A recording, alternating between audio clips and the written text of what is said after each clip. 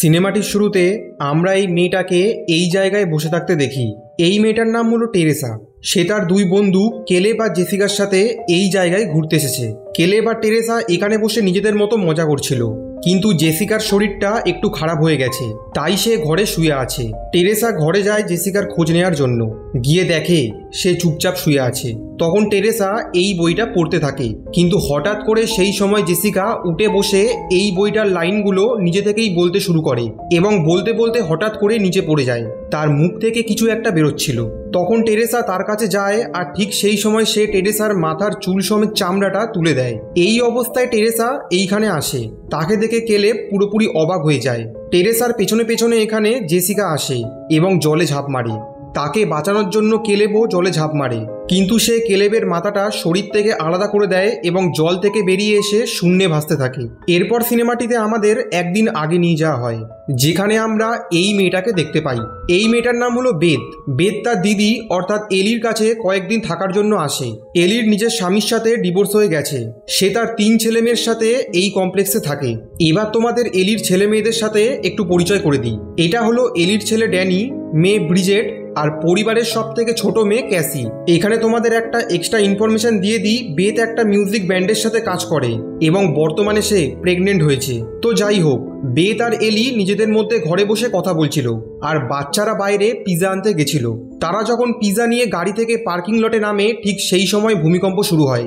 এই ভূমিকম্পের ফলে পার্কিং লটের মেঝেতে একটা গর্ত হয়। ড্যানি সেই গর্তটা দিয়ে নিচে এই ঘরটায় নামে। সে সেখানে একটা বই, 3 জন ফাদারের ছবি এবং 3টি ক্যাসেট দেখতে পায়। ড্যানি এই ঘরটা থেকে এই বইটা সমেত কয়েকটি ক্যাসেট নিয়ে ওপরে আসে। আসলে এই কমপ্লেক্সটা হওয়ার আগে এখানে একটি ব্যাংক ছিল, আর মাটির তলায় এই ঘরটার মধ্যে ব্যাংকের টাকা পয়সা রাখা হতো, অর্থাৎ এই ঘরটাকে ব্যাংকের লকার হিসেবে ব্যবহার করা হতো। এদিকে এলি নিজের ছেলে মেয়েদের জন্য খুব চিন্তা করছিল, কিন্তু তাদেরকে সুস্থ অবস্থায় দেখে সে একটু নিশ্চিন্ত হয়। ড্যানি এই বইটা ঘরে এনে খোলার চেষ্টা করছিল।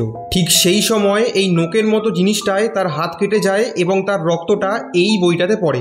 এরপর বইটা খোলে, কিন্তু বইটার মধ্যে কিছু ভয়ানক ছবি আঁকা ছিল, যেটা দেখে ব্রিজেট একটু ভয় পেয়ে যায়। আর সে ড্যানিকে বইটা ব্যাংকের ওই লকারে রেখে আসতে বলে। ড্যানি বলে, মা আজকে আমাদের বাইরে বেরোতে দেবে না, আমি কালকে রেখে দিয়ে আসবো। কিন্তু ব্রিজেট চলে যাবার পর সে এই বইটাকে আবার খোলে এবং প্রথম ক্যাসেটটাকে চালু করে শুনতে থাকে, যেখান থেকে সে জানতে পারে সময়টা ছিল 1923 সালের 24শে জানুয়ারি। এই সময় একটি চার্চের একজন ফাদার একটি বই খুঁজে পান। বইটার নাম হচ্ছে বুক অব দ্য ডেড। তিনি বলেন এই বইটা মানুষের চামড়া দিয়ে তৈরি হয়েছে এবং মানুষের রক্ত ব্যবহার করে এই বইটার ভেতরে সবকিছু আঁকা এবং লেখা হয়েছে। এই বইটা পড়লে অন্য দুনিয়ার অলৌকিক শক্তির সাথে সম্পর্ক তৈরি করা যাবে, আর এই বইটা পড়ার জন্য চার্চের অনুমতি নিতে হবে। কিন্তু চার্চ তাকে এই বইটা পড়ার অনুমতি দেয়নি। সেই সময়কার অনেক লোক এই বইটা পড়ার বিরুদ্ধে ছিল, কিন্তু ফাদার মনে করতেন এই বইটা পড়ে অলৌকিক শক্তির সাথে সম্পর্ক স্থাপন করলে মানুষের ভালো করা সম্ভব হবে। তাই তিনি অন্য একটি ফাদারকে সাথে নিয়ে লুকিয়ে এই বইটা পড়তে শুরু করেন। এতটুকু বলার পর একটি ভয়ঙ্কর মন্ত্র ড্যানি শুনতে পায়। তখন সে ক্যাসেটটিকে বন্ধ করার চেষ্টা করছিল, কিন্তু আশ্চর্যের বিষয় হলো ক্যাসেটটি বন্ধ হচ্ছিল না। আর অন্যদিকে তার মা লিফট দিয়ে নিচে নামছিল। ঠিক সেই সময় একটা অশুভ শক্তি দ্রুত গতিতে ধেয়ে আসে এলির দিকে এবং সেই অশুভ শক্তিটি এলি সমেত লিফটটাকে ওপরে নিয়ে যায়। সে লিফটের মধ্যে কাউকে দেখতে পারছিল না, কিন্তু লিফটের মধ্যে কেউ তাকে থাপ্পড় মারে, তার কানের দুলটা ছিঁড়ে নেয় এবং চারদিক থেকে দড়ি বেরিয়ে এসে তাকে এইভাবে ঝুলিয়ে রাখে। আর তখনই পুরো ফ্ল্যাটের কারেন্ট চলে যায়। কারেন্ট চলে যাওয়ার পর সবাই এলিকে খুঁজছিল, কিন্তু এলি ঘরে ছিল না। ব্রিজেট যখন মোমবাতি ধরাচ্ছিল তখন তার মা দরজা খোলে এবং কিছুটা এঁকে বেঁকে অস্বাভাবিকভাবে হাঁটতে হাঁটতে রান্নাঘরে গিয়ে ডিমের খোলা সমেত ডিমগুলো ভাজতে থাকে। বেদ তাকে জিজ্ঞাসা করে কি হয়েছে।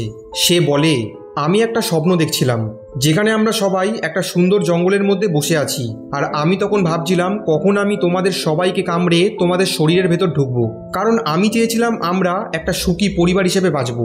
এরপর সে পাগলের মতো হাসতে থাকে, আর তাকে দেখে সবাই ভয় পাচ্ছিল। হাসতে হাসতে তার শরীরের মধ্যে কিছু অস্বাভাবিক পরিবর্তন হতে শুরু করে। সে কিছুটা হামাগুড়ি দিয়ে এইখানে আসে এবং তার মুখ দিয়ে কিরকম একটা অদ্ভুত রকমের তরল পদার্থ বেরোয়, যেরকম তরল পদার্থ জেসিকার মুখ থেকে বেরিয়েছিল। এরপর সে বেদকে বলে, ও আমার ভিতরে আছে, আমার ছেলে মেয়েকে তুই বাঁচা। আর এটা বলে সে পড়ে যায়। বেদ আর ড্যানি তাকে হসপিটালে নিয়ে যাওয়ার জন্য লিফটের সামনে যায়, কিন্তু তারা দেখে লিফট কাজ করছে না আর নিচে নামার সিঁড়িটাও ভেঙে গেছে। সেই সময় বেদ চেক করে দেখে এলি মারা গেছে। তাই তাকে ঘরে নিয়ে আসে এবং তাদের পাশের রুমগুলোতে যারা থাকতো, অর্থাৎ এই বুড়ো লোকটি, এই ছেলেটি এবং এই দুই ভাইকে ডাকে। এই ছেলেটি এলির চোখটা বন্ধ করে দিচ্ছিল, কিন্তু বারবার তার চোখটা খুলে যাচ্ছিল। বেদ আর এই দুজন ঘরের মধ্যে এলির আত্মার শান্তির জন্য প্রার্থনা করতে শুরু করে। প্রার্থনা করা হয়ে গেলে এই ছেলেটি এই বয়স্ক লোকটিকে বলে ভূমিকম্প হওয়ার কারণে ফোনের নেটওয়ার্ক নেই, লিফট কাজ করছে না, আর সিঁড়িও ভেঙে গেছে। তাই এলির বডিটাকে এখান থেকে বের করার জন্য তাদের এমার্জেন্সি দরজা দিয়ে বেরোতে হবে, কিন্তু সেটা লক করা আছে।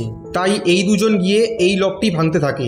এবার আশ্চর্যের বিষয় হলো, এলি তো কিছুক্ষণ আগেই ভালো ছিল, কিন্তু কিছুক্ষণের মধ্যে তার সাথে কি এমন হলো যে সে মারা গেল? আর এই বইটার রহস্যটাই বা কি? বইটাকে এরকমই বা কেন দেখতে? এরপর এলি এদের সাথে এমন কিছু করবে যেটা দেখে তোমরা রীতিমতো ভয় পেতে শুরু করবে। সবকিছুই তোমরা জানতে পারবে এই সিনেমাটার শেষে। আর এতক্ষণ ধরে তোমরা যে সিনেমাটা দেখছো সেই সিনেমাটার নাম হলো ইভিল ডেড রাইজ। তো যাই হোক, বেদ এলির মৃতদেহের পাশে বসেছিল।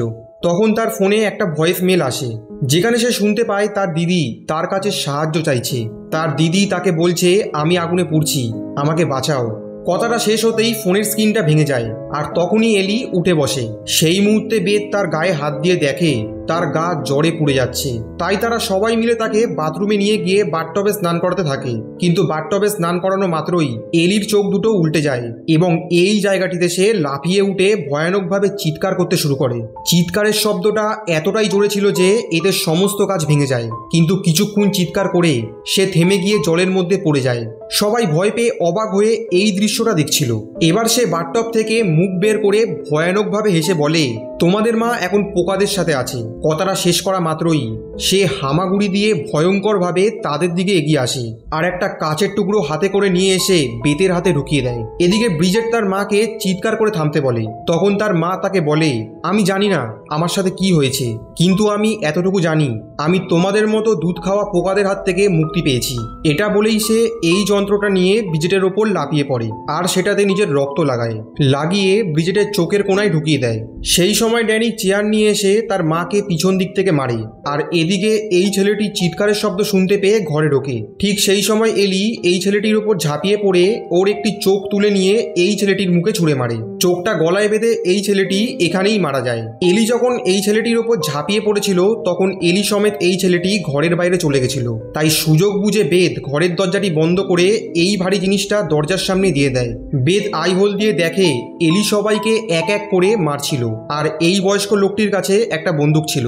তাই সে প্রাণে বাঁচার জন্য এলির দিকে তাক করে এই বন্দুকটা দিয়ে গুলি ছুড়লেও শেষ পর্যন্ত কিন্তু এলি তাকেও মেরে ফেলে। এদিকে বেদ জানলা খুলে চিৎকার করে সাহায্যের জন্য, কিন্তু বৃষ্টি পড়ার কারণে তার সেই চিৎকারের শব্দ নিচে পৌঁছাচ্ছিল না।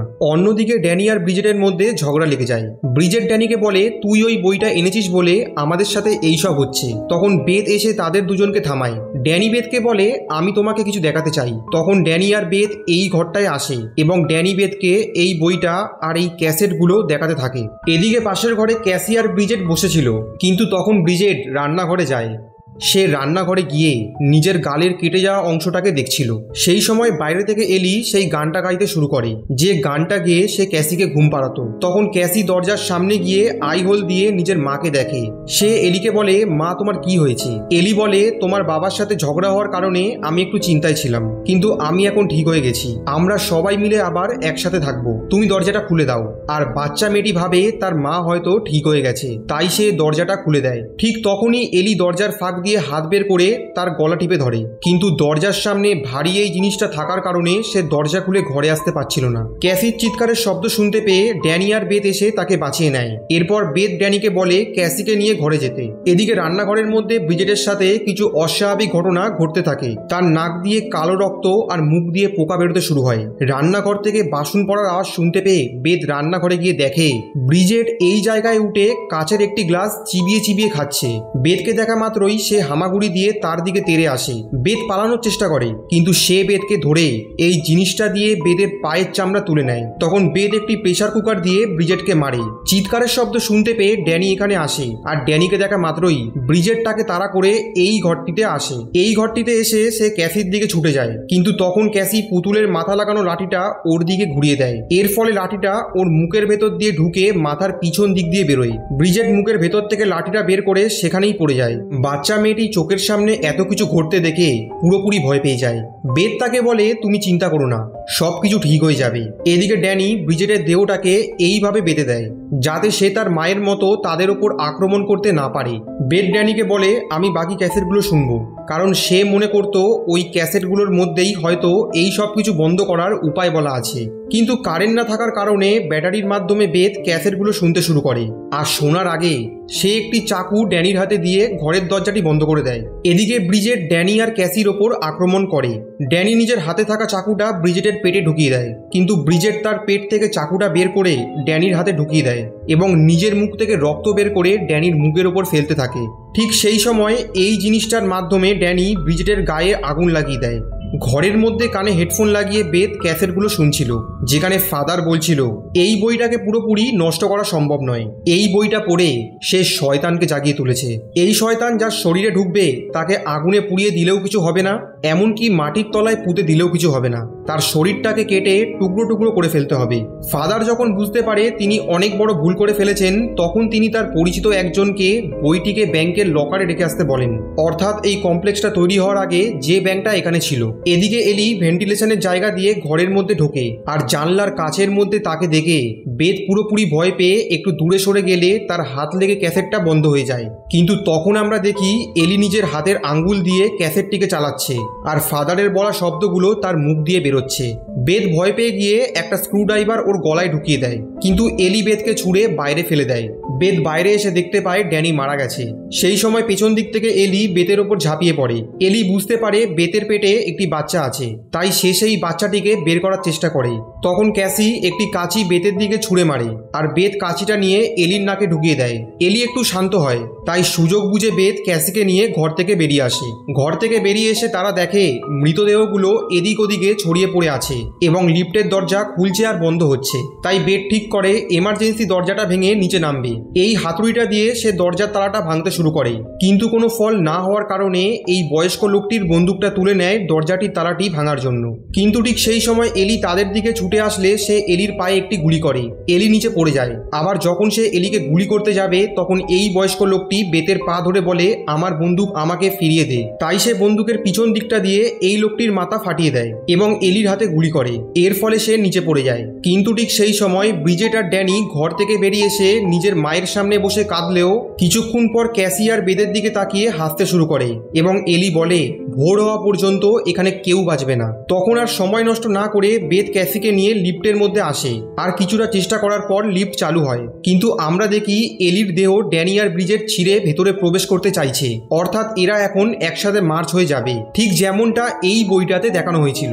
এদিকে লিফটের ভেতরে কোনো এক কারণে রক্ত ভরে যাচ্ছিল, তাই বেদ ক্যাসিকে নিয়ে লিফটের একটু ওপরে ওঠার চেষ্টা করলে ভেন্টিলেশনের এই জায়গাটি দিয়ে এই অদ্ভুত রকমের ক্রিয়েচারটি ঢোকার চেষ্টা করে। আসলে এই ক্রিয়েচারটি এই ভেন্টিলেশনটা দিয়ে ঢুকে লিফটের ভেন্টিলেশনের মাধ্যমে লিফটের মধ্যে প্রবেশ করার চেষ্টা করছিল। তো যাই হোক, লিফটের মধ্যে রক্ত প্রায় ভর্তি হয়ে গেছে। ঠিক তখনই আমরা দেখতে পাই লিফটটা নিচে আসে এবং লিফটের দরজা ভেঙে রক্ত সমেত বেদ আর ক্যাসি বেরিয়ে আসে। বেদ ক্যাসিকে নিয়ে গাড়ির মধ্যে উঠে গাড়ি চালু করে রিমোট দিয়ে পার্কিং লটের মেন গেটটা খোলে, কিন্তু তাদের গাড়ির চাকাটি একটা গর্তের মধ্যে পড়ে যাওয়ার কারণে গাড়িটা আগে এগোচ্ছিল না। এদিকে এলি, ব্রিজেট আর ড্যানির মিলিত শরীরটি অর্থাৎ এই অদ্ভুত ক্রিয়েচারটি তাদের গাড়ির কাছে চলে আসে, তাই তারা বাধ্য হয়ে গাড়ি থেকে নামে। কিন্তু পার্কিং লটের গেটটি বন্ধ হয়ে যাচ্ছিল, তাই বেদ ক্যাসিকে নিয়ে এখান থেকে বেরোতে যায়। বেদ নিজে বেরিয়ে গেলেও ক্যাসি যখন বেরোতে যাবে তখন তার পা ধরে এই ক্রিয়েচারটি টেনে নিয়ে যায়। ক্রিয়েচারটি এই কাট কাটার মেশিন দিয়ে ক্যাসির মাথাটা কাটতে যাচ্ছিল। তখন বেদ বন্দুকের পিছন দিকটা দিয়ে এই জায়গাটি ভেঙে ভেতরে ঢোকে এবং ক্রিয়েচারটিকে গুলি করে। ক্রিয়েচারটি তার দিকে এই কাট কাটার মেশিনটা ছুঁড়ে মারে, এর ফলে সে নিচে পড়ে যায়। এই ক্রিয়েচারটি বেতের পা ধরে বেদকে এই মেশিনটার মধ্যে ঢুকিয়ে মেরে ফেলার চেষ্টা করে, কিন্তু তখন ক্যাসি মেশিনটা বন্ধ করে দেয়। তাই বেদ প্রথমে নিজেকে ছাড়ায় এবং তারপর এই কাট কাটার মেশিনটা দিয়ে ক্রিয়েচারটিকে এই মেশিনটার সাথে ঠেসে ধরে, আর ক্যাসি বেতের কথা অনুযায়ী এই মেশিনটাকে চালু করে দেয়। এর ফলে এই ক্রিয়েচারের শরীরটা মেশিনটার ভেতর ঢুকে যায়। শেষে খালি এলির মাথাটা বাইরে পড়ে থাকে, আর সেটাকেও বেদ লাথি মেরে এই মেশিনটার ভেতরে ঢুকিয়ে দেয়। তাই ক্রিয়েচারটির পুরো শরীরটা একেবারে শেষ হয়ে যায়। এরপর তারা দুজন এখান থেকে চলে যায়। এরপর আমরা সিনেমার প্রথমে জেসিকা নামের যে মেয়েটাকে মেয়েটাকে দেখেছিলাম সেই মেয়েটাকে আবার দেখতে পাই। আসলে জেসিকা এই বিল্ডিং এর অন্য একটি ফ্লোরে থাকতো। কালকে রাতে এখানে কি হয়েছে সেই বিষয়ে সে কিছুই জানে না। তাই আজকে সকালবেলা নিজের বন্ধুদের সাথে ছুটি কাটাতে সে বেরোচ্ছিল, কিন্তু যখন সে পার্কিং লটে আসে তখন চারিদিকে রক্ত মাংস পড়ে থাকতে দেখে সে ভয় পেয়ে যায়। আর সেই সময় শয়তানটি তার শরীরে প্রবেশ করে। এরপর তাদের সাথে ওই জায়গাটিতে কি হয়েছিল এটা আমরা সিনেমার শুরুতেই দেখেছিলাম এবং সিনেমাটি এখানেই শেষ হয়ে যায়। আজকের সিনেমাটি কেমন লাগলো সেটা অবশ্যই কমেন্ট করে জানিও। আর আমাদের চ্যানেল গল্পের প্লেলিস্টকে অবশ্যই সাবস্ক্রাইব করো। তো দেখা হচ্ছে পরের ভিডিওতে।